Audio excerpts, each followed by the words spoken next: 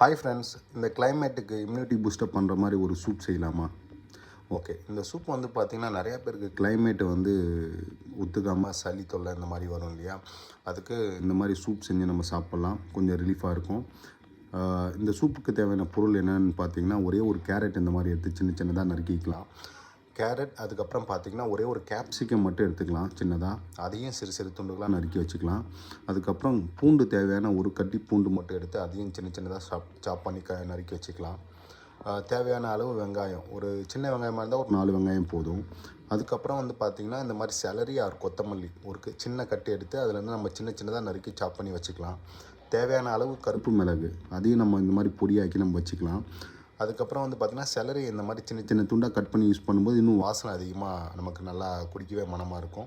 இந்த மாதிரி எல்லா பொருளையும் கட் பண்ணி இந்த மாதிரி சாப் பண்ணி வச்சுட்டு, அதை வந்து நம்ம வீட்டில் இருக்க பட்டர் ஆர் நல்லெண்ணெயில் நம்ம வந்து வதக்கிட்டு இந்த மாதிரி சூப் வச்சு சாப்பிடும்போது ரொம்ப டேஸ்ட்டாக இருக்கும்.